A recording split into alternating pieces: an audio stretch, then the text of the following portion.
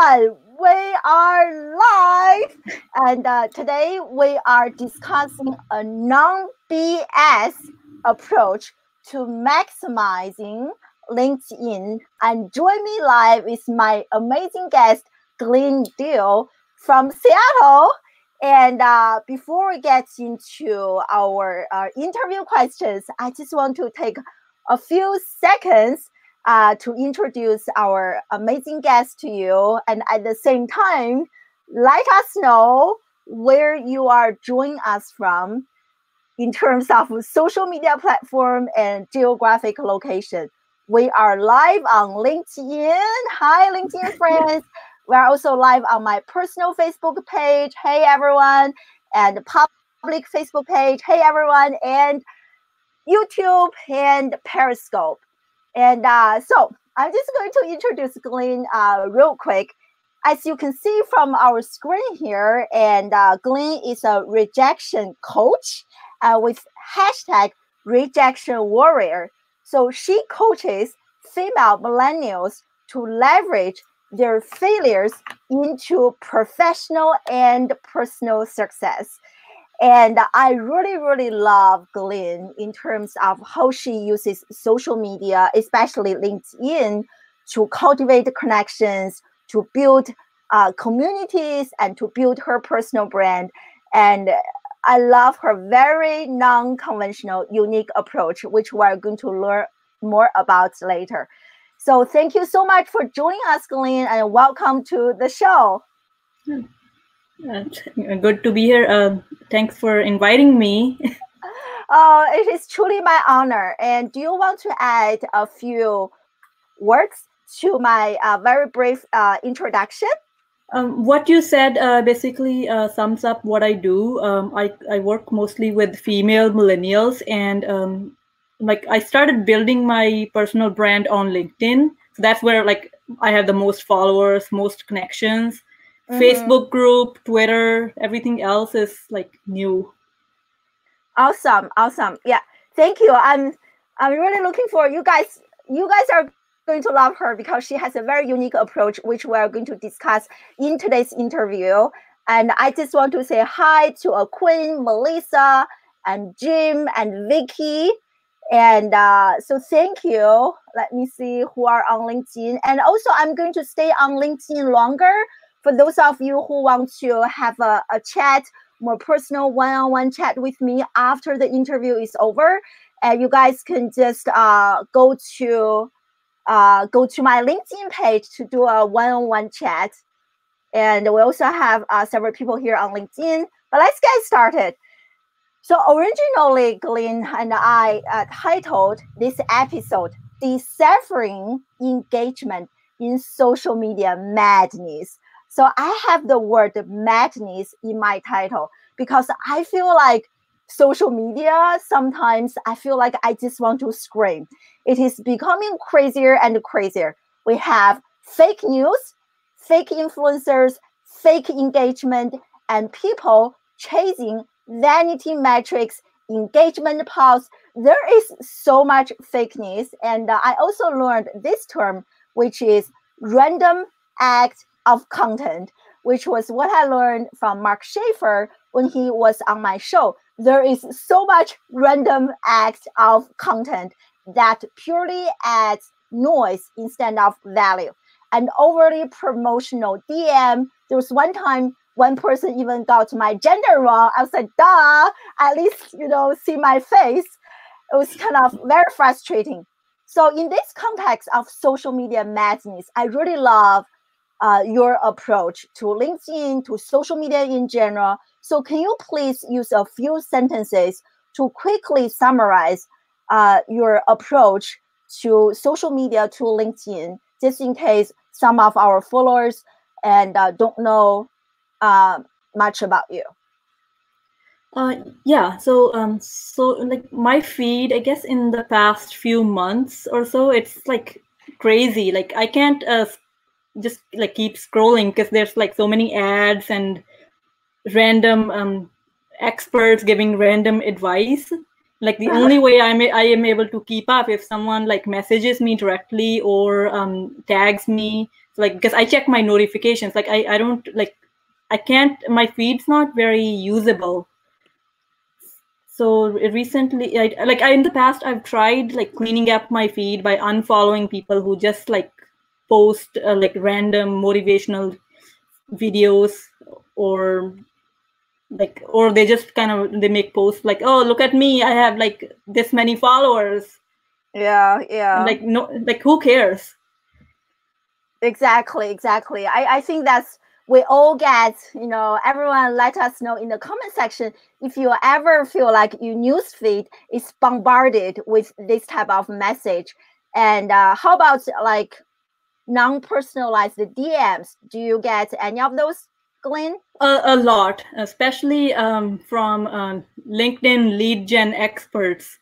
And they all like kind of basically say the same thing. It's like I have like I've worked with so and so, and I'm in my mind, I'm like, I don't know who any of these people are. Like maybe or they'll say I have this many followers, I can help you get high ticket clients. And sometimes I look at their profile, and they have like no recommendations, very little activity. So I'm really questioning like how much do they really know about LinkedIn? Yeah. Exactly. I'm sure you are going to share more with us as we continue the interview. So I called you the queen of crafting unexpected and memorable cold inbox messages. And that's how you grabbed the attention of quite a few high-profile LinkedIn influencers. And not only did you grab their attention, but also you created working opportunities for yourself without meeting those people in person. So can you please share those stories with us? I was thinking about Josh Stanley and Jia Jiang. And so if you can quickly share the stories with us, Glenn, and some takeaways so that our audience can learn from you, and like, what is this art and the science of crafting cold inbox messages? For me, what has worked is like thinking about what type of messages like the other person is already getting. Like most people are like they're probably like getting like hundreds of messages, or if they like, the more followers they have, the more messages they tend to get. Like people are like, can you offer me a job? Can you take a look at my resume? Like, can you do this? So these are kind of random generic questions. So that's what you don't want to do. What you do want to do is like get to know that person and like make your ask unique and memorable. So like with Ja, so those of you who don't know, I work with Jia Jiang, who's known as the Rejection Guy. He has a book, a TED Talk, an app, a blog, and everything. I worked with him for about 2 years after graduating for college. So for him, after I like watched tons of his YouTube videos, I was on his website and I saw that he had this 100-day rejection related sales and marketing internship. And I was like, this is perfect, except one problem. He specified that the interns have to be in the Bay Area, and I'm in Seattle.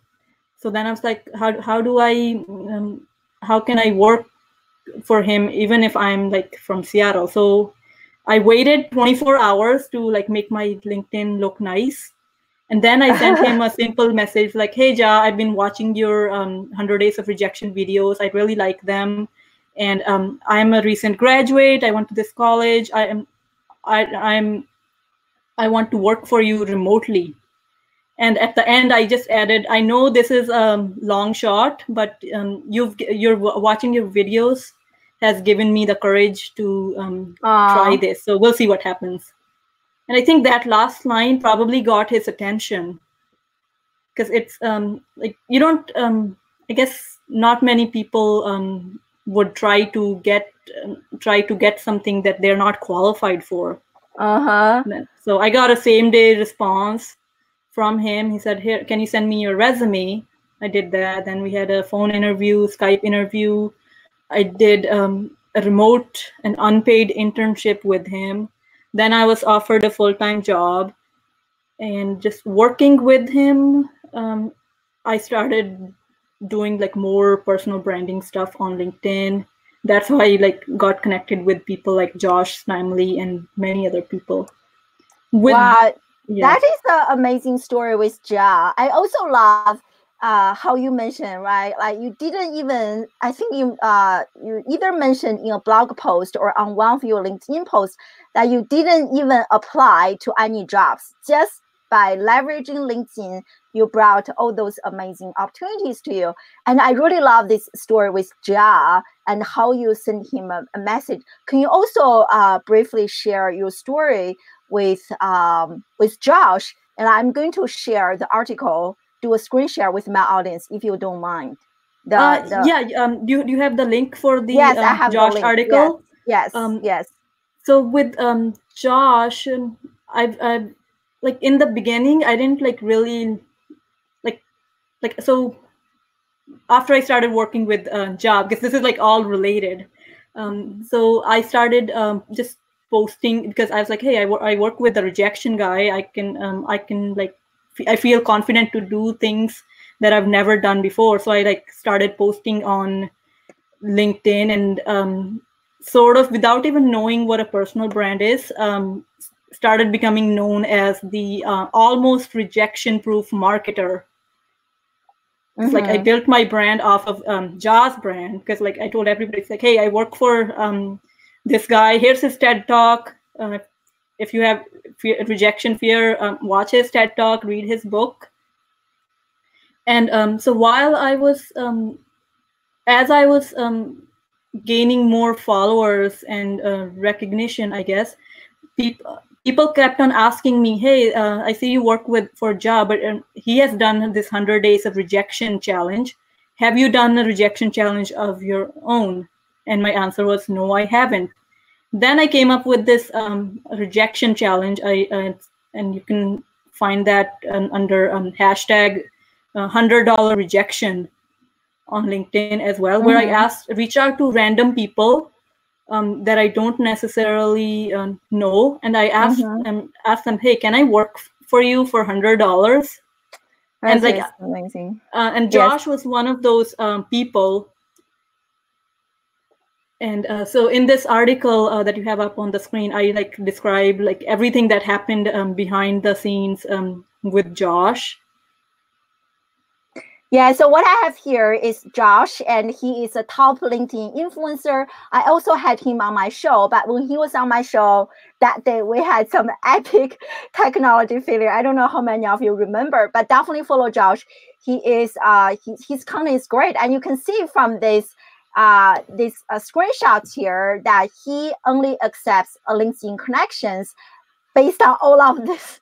Like 10 criteria. That's like really a lot. So tell us more details, Glenn. What did you do? So so before I saw this post in the feed, Ja was just like a random influencer to me. Like I didn't really know him.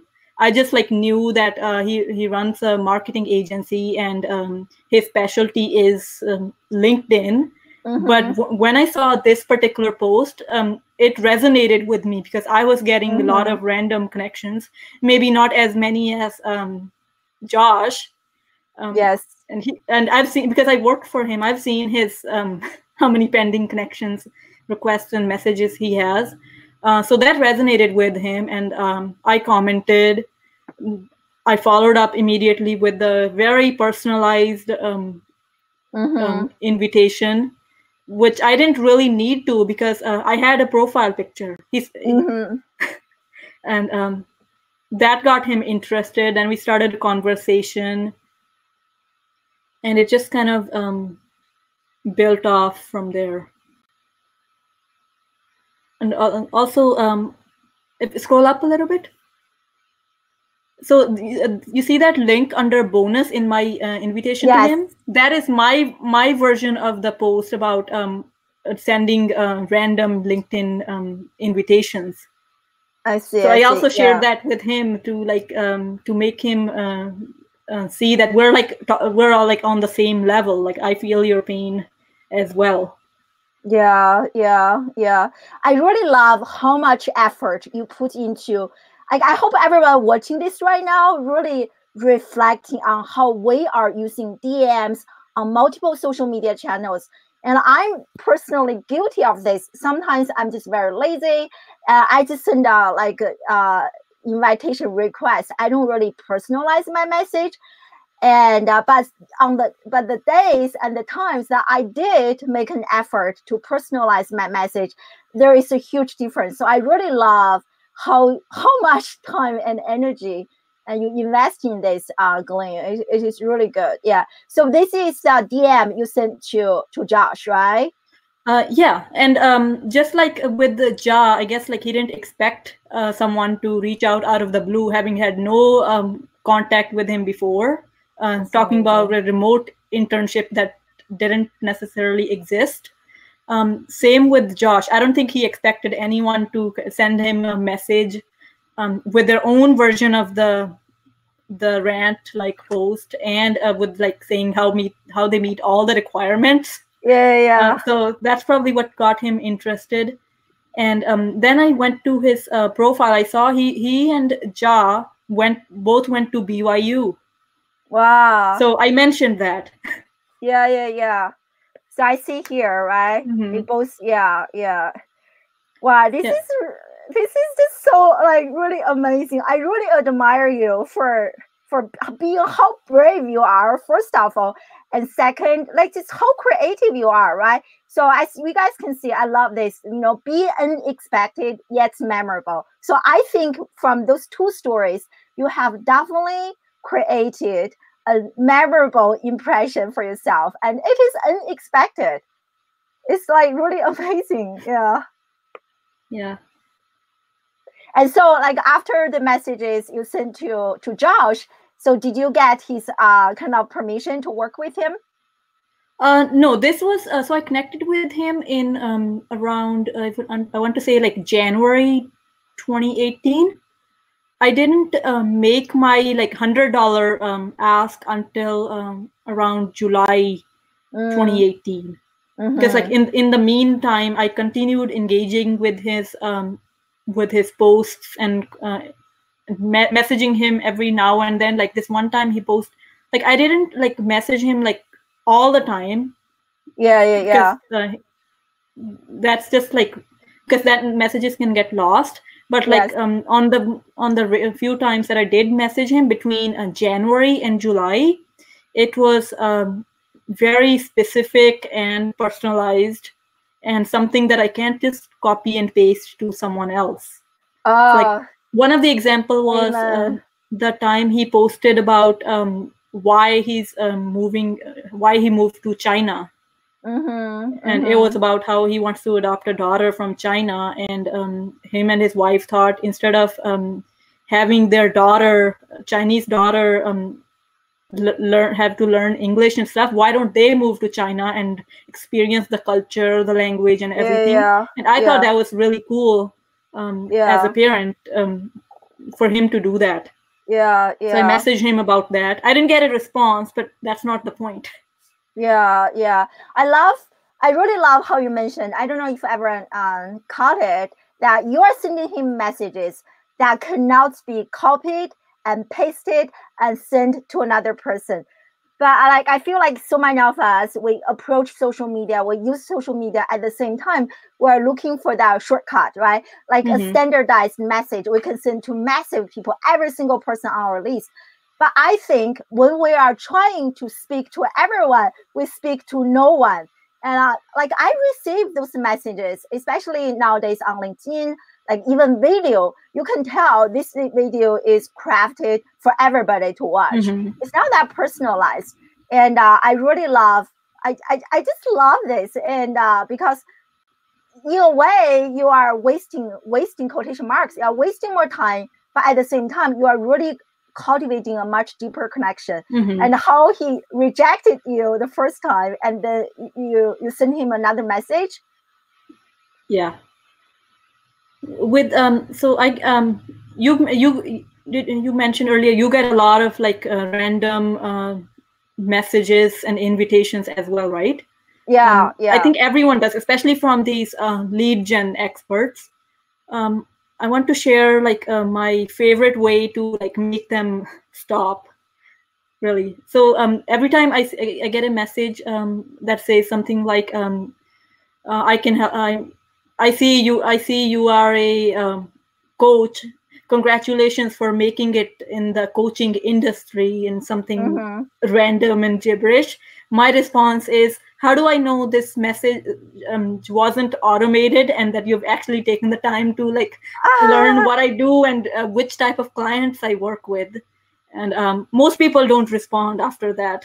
Yeah, yeah, I love this. I just love how brave you are and really not following any roadmaps. I remember when Seth Godin was on my show, I kept asking him, can you give us a best practice, a roadmap? And he was like, no, you have to figure this on your own. You have to create your own roadmaps. You have to craft your own best practices. And you are doing that exactly, Glenn. And that's why I really want you to be on my show to share this message with you. This is so unique. This is so different. And but that's why I love it. And clearly it has been working for you. And also, like, can you share with us? That's kind of my. So everyone, I'm going to share the link to this article in our comment section. So I highly recommend you give this article a read. There are a lot more details that I didn't have a chance to kind of share, but you can gain lots of value from reading this article. So share with us, Glenn, how this approach, non-traditional approach, has been working out for you. So I have earlier you asked me if it's true that because you saw my post that I've never applied for a job or anything since graduation. That's because I've like when I was 16 trying to find my first job, like I didn't have any luck with online applications or something, so I stopped doing it. And then with LinkedIn, people, the experts are saying, oh, use automation, use linked helper, use I don't know what other tools there are to use all those, use Facebook Messenger bots and things like that. And the reason I don't do it is because it's you can only personalize so much through that. And also, like every time I reach out to someone, even if like we're connected, it's like someone I know like from social media, and I ask them, it's like, hey, you're a female millennial, I work with female millennials, and I do coaching, can I coach you? That hasn't worked very well for me. So like my very first client came from just seeing my posts on LinkedIn. Another one of my clients is a current client is someone I know from real life. So she doesn't even like know the LinkedIn side of me. So we worked in the student we were both student employees at my college, and she's graduating from the same program as me with the Bachelor's of Applied Science in Marketing and Entrepreneurship. And so recently she reached out. She's like, hey, I'm starting a photography business and I want you to mentor me. And I was like, okay, let's do this. And why she reached out, why she remembered me, because of all the times like I've helped her with math homework, even for classes I haven't taken. Like she reminded me. I was like, wait, how did I help you in this? I didn't take that class. But we've like we're good friends. Another client I landed was through a referral. Like there was this person, a marketing person who moved from India to Canada, and we connected somehow through mutual connections or something, and we got talking. It turned we both like books and marketing, so we like we would constantly be messaging each other about and sharing book ideas and other things. And then this one time, I told him what I do. He told me what he does. Like we shared resources, and he introduced me to his former coworker, who's still in India, and so she's looking for a coach. So that's how I started working with her. Yeah. I love this. And actually, our conversation, I saw that Stella is joining us live. I hope you pin. She has some really horrible toothache and can be gone soon. I love she is also another queen in terms of building like content and producing quality content and using that to attract people to her. So you are doing exactly the same thing. And a few days ago, I had a dear friend ask me this question. Like she asked me how I got all the speaking engagement. The truth is, I didn't apply. All the engagements and even clients have come to me as a result of what I'm sharing online, the live streaming show I'm doing, and the cold emails I used to send out to people. They didn't really work for me, and I even stopped scheduling my social media post because it is not going anywhere. Why did I even waste my time? I love this real time, like this type of in-person almost type of interactions so much more. So like has been working for me, has been working for people like Stella and you. And I really want to recommend everyone give this a try. Yeah.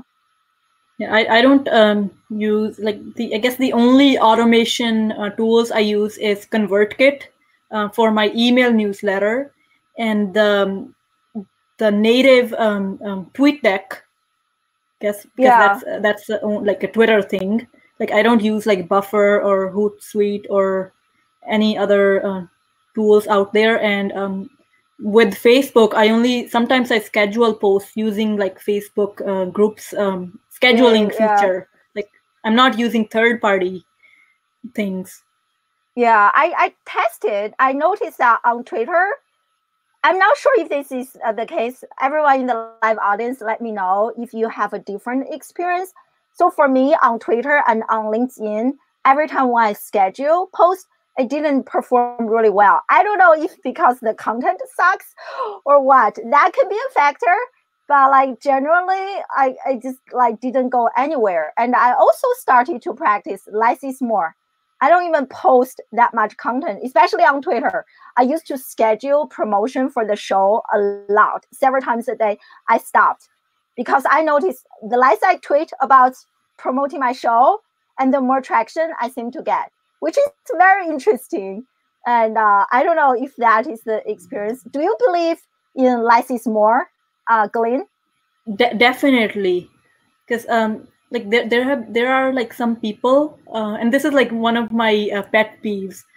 People who are posting either like the same exact content, like they post that video to Facebook, to LinkedIn, to several Facebook groups that we're both a part of, or like all the channels, it's the same exact content.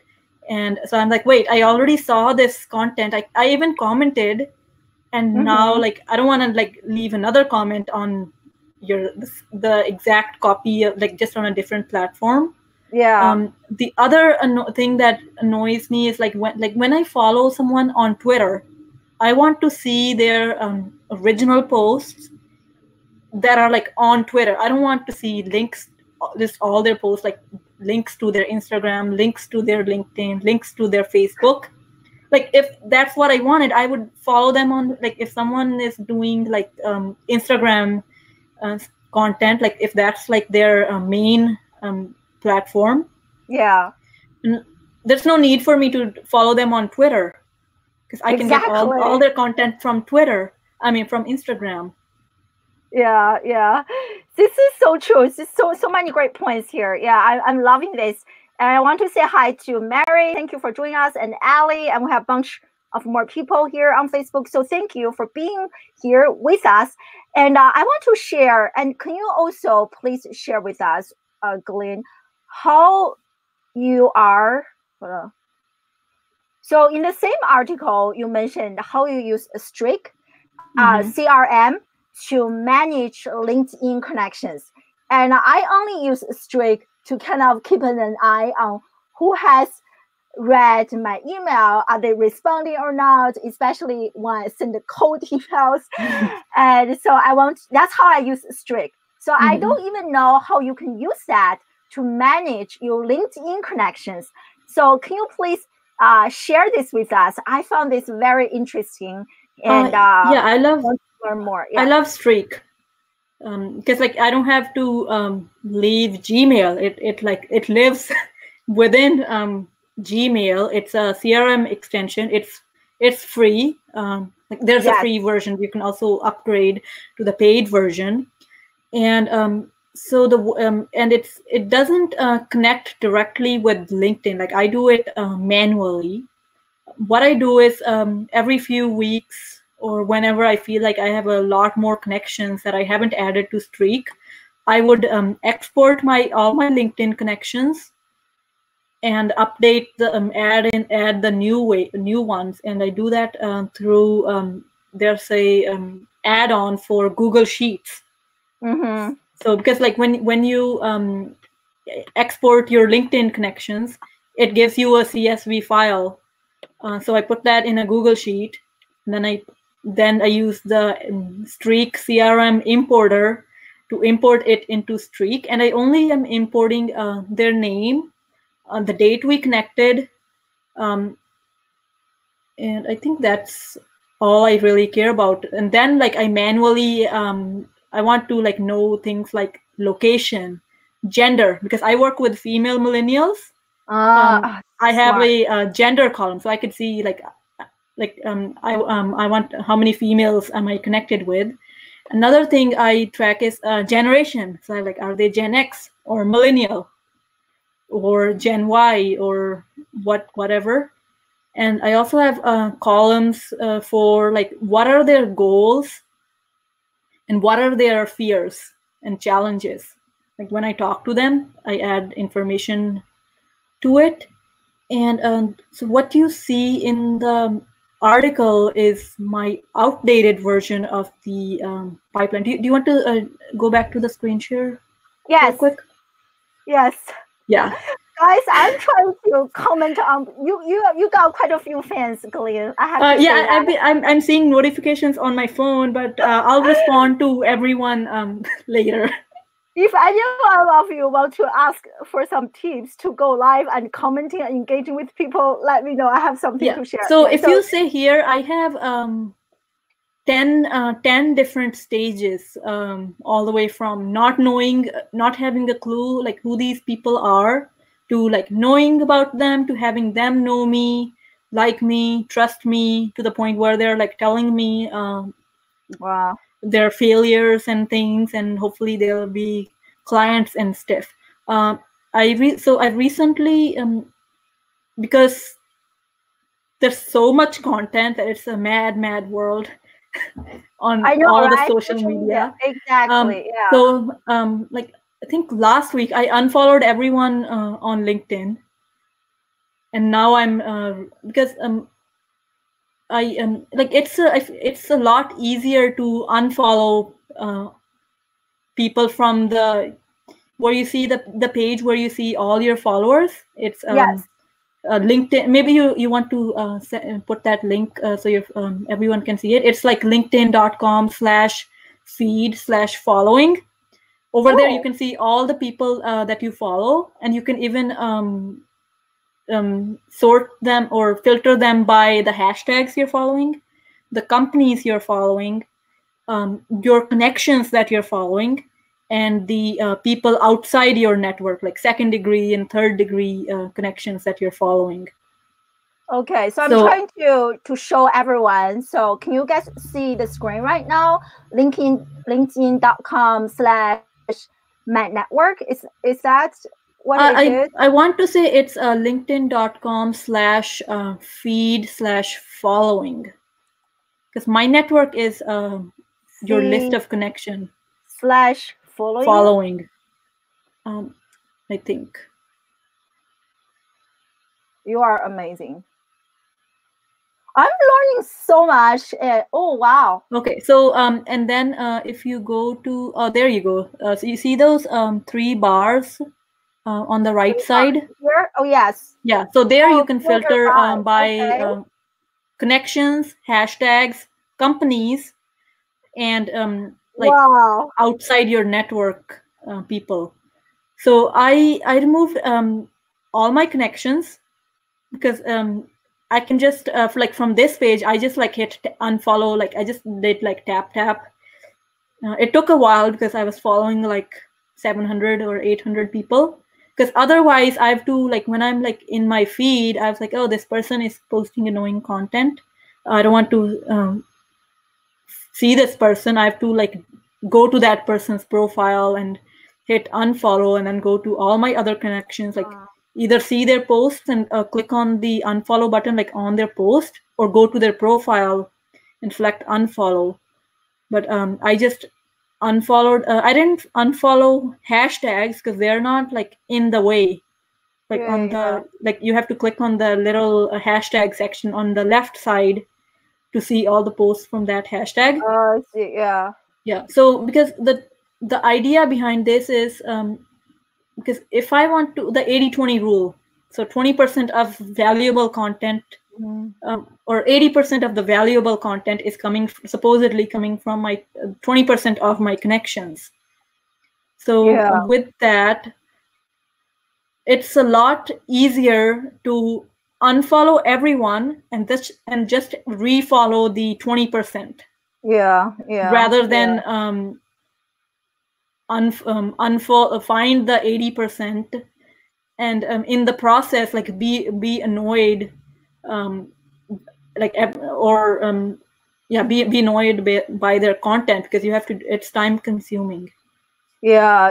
Oh, this is so. When you first told me you unfollowed everyone, I was literally in shock. I was so, wow. In this day and age, everybody's talking about, how many followers I have. Look at my connections. And not only that, people purchase fake followers to brag how many people they have. And then here you are telling me I unfollowed people. I was like, oh my God. So I do want to clarify that so unfollowing doesn't affect the number of connections you have, because you can still be connected with your connections, but unfollow. Like on Twitter, you can mute people or unfollow people or block people or mute keywords. Like different platforms have different things. Like Facebook's is I think the uniquest of them all, where you can see a certain person like first, follow like their posts tend to be at the top, or you can follow, or you can see them like normal or unfollow. There's like 3 levels. Yeah.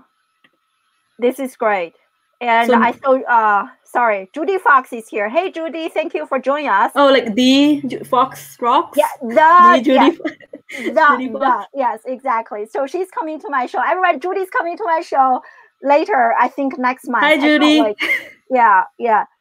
So someone asked you, Glenn, if you have, because I think people want to learn more about how you are using Streak to kind of manage your LinkedIn connection. Do you have a separate article talking about that? I have been meaning to write one. Okay. But I guess I've like barely written a lot of content in the past few months or so, because like seeing other people's content, like it made me like not, it made me like want to get off LinkedIn and read a book or something. But it is on my list of articles to write about. One of these days I will. Yeah. Oh, this is so good. Yeah. So I shared the link to Glenn's original article where I was doing the screen share, and you guys can check it out. And in that article, she had Glenn has screenshots of how she drafted cold messages. So I think if we do want to send cold messages to people, it doesn't mean it is not working. You still have to make an effort, like how Glenn does it. Mm-hmm. I think this is really should be in a textbook, the best case. Yeah. We are just, oh my God. It's not like cold necessarily. It's a little bit warm, but like that is like the first unexpected message, like with the ask. Yeah, yeah. Because they've seen like other messages before that. Exactly. So you mentioned that you kind of didn't really produce much content on LinkedIn, on social media, and I love how honest you are. And so, do you have a content calendar? So how do you approach producing content? You know, everybody's talking about being consistent, and do you not worried about it when you don't kind of producing original content? How do you negate the negative influence, if there is any, of not sharing original content? So please share with us your kind of content, your approach to content creation. I guess like my I don't use content calendar because I don't or automation really. Like sometimes I just I just go on LinkedIn and like just write my post just directly in LinkedIn, because like it's just like I know what I'm going to say it and I just like say it. Other times I schedule time in my day to write like specific content. The article I wrote about Josh and everything, that took me like almost all day with all the screenshots and everything I was doing. And that was I think it was the I published it on like a certain like it was a special day or something. Maybe it was like the anniversary of like when Josh and I connected or something. Like so I had planned that this like today I'm going to I need to like finish this. I'll have to check it to be sure. I try to write between like 10 a.m. and 12 p.m. most days. That doesn't happen every day. And I guess my rule is if I'm just like if I'm taking notes or just scrolling through social media, checking my notifications, I'm doing that, or if I take notes in OneNote, and but when I'm producing content, I do that in Grammarly. Yeah. So like if I have Grammarly open, then everything else needs to be closed. Otherwise, I'll get distracted. Oh, this is so true. I feel like last week, not for my show, for another show, we had my friend Sabrina, and on the show we're talking about just like how much distraction we get. And for me, you know, I truly see how much my brand has grown after I started running my show. And this is my tip for everyone. I think if you want to build a personal brand, you have to produce some sort of long form content on a consistent basis. It doesn't have to be a show, maybe blogging, or maybe sharing like regular, meaningful, high quality content on LinkedIn, like my dear friend Stella, and Vicky has an amazing podcast. Lori, all of you guys are doing great work. But like, if you are just like showing up here and there, commenting here and there without being intentional, without building your own territory, have your own content or service or product to offer to other people, I think it's very hard to grow, to be remembered. That's kind of my experience. Yeah. Also, direct messaging is important too. Yeah, definitely. It's like it's one thing if people see you in the feed and like they know you, but when you're having like if you start chatting with them on Facebook or WhatsApp or LinkedIn messaging, Twitter messaging, whatever messaging platform, or having like calls and things, you can you can take that relationship to a whole new level. Yeah, definitely. I remember I was watching the replay of some sessions at Social Media Examiner, their conference, and everybody seems to be talking about DM, even though so many people like abuse DM, But if you use it correctly and strategically, it is where, you know, magic happens, like that personal communication, personal touch. And I really, really love it. Yeah, so great points. And we are just wrapping up here. So what is next for you, Glenn? And what are you working on, and how can we support you? What is next is go through my remaining LinkedIn connections, add the people, like follow the people that I want, and I have like my very specific criteria. Like if I'm following people on LinkedIn, they need to be producing content on LinkedIn, not like if I want to like some people, they just share articles to their blog, to their Medium. So when I look at their activity, if like all they're doing is sharing external links, I'm not going to follow them. Or if their content is something that I can't like comment on, then I don't know what to do, and it's just going to annoy me when I see it. So I try to only engage with content that I really like. Yeah. And I also don't I comment first and then I hit the like button. I don't do like lonely likes. Oh, I love that. Lonely likes. I love it. Yeah. So actually, I am also, again, I'm guilty of, like, for me, when I'm kind of new to LinkedIn, to be honest with everyone. I didn't become active until last year, 2018. I think I had maybe like under 1,000 followers, and I was a little bit desperate. I pretty much followed everybody. Whoever sent me a request, I follow back. And now I started to see what a mistake it was. I need to really go through my connections, and lots of random people. We are really wasting each other's space. And I love how, like, as I mentioned, most people in the live audience now, and you and my other dear friend, John, experience. I love how intentional he is also in terms of following and connecting with the right people. So I really, really love this. This is such a great tip. So thank you so much for sharing, Glenn. That's great. Yeah. So for people who want to learn more about you, and where is the best place for them to discover you? LinkedIn, I assume.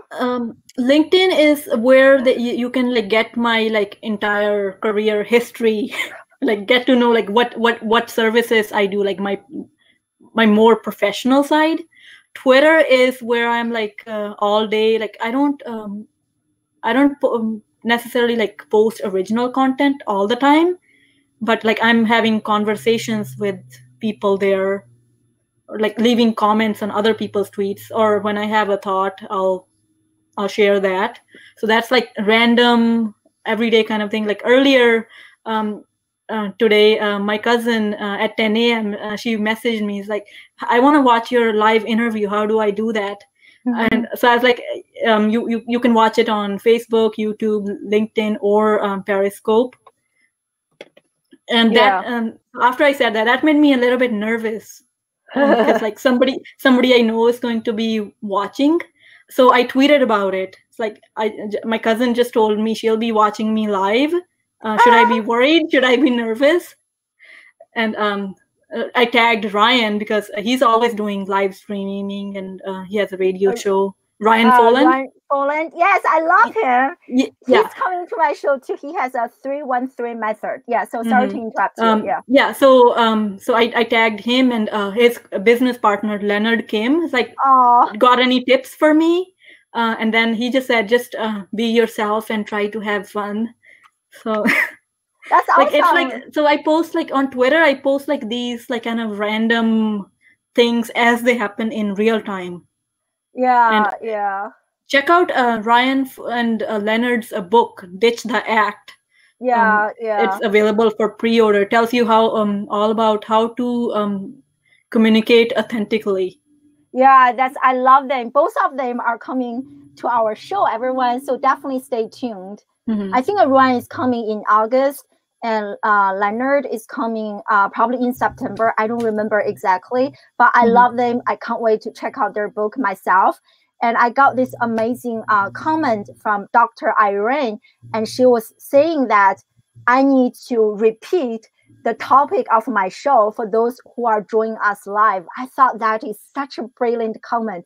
For those of you who host a live streaming show, definitely adopt that piece of advice. So we are discussing, and we are actually wrapping up our interview with Glenn. And today we discussed a non-BS, nothing's fake, authentic, original, a non-BS approach to maximizing the value of LinkedIn, to build our brand, to gain clients, to generate lead, to build community.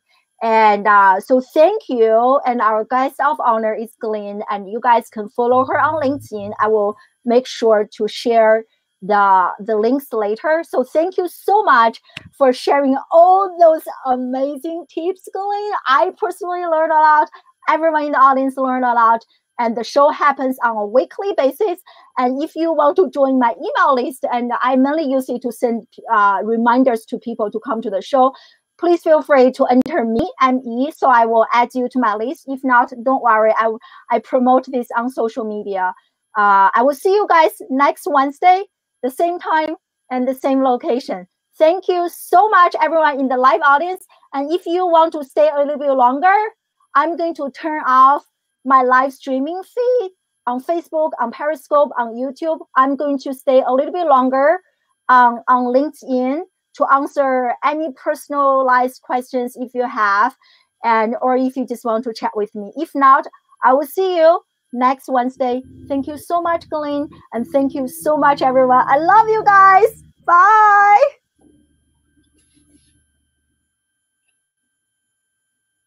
Wait, so am I staying?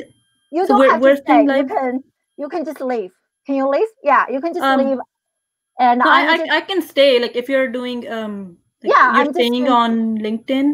Yeah, just kind of do hold on, let me stop other Facebook. Bye, Facebook. Maybe I'll open LinkedIn. See what's going on.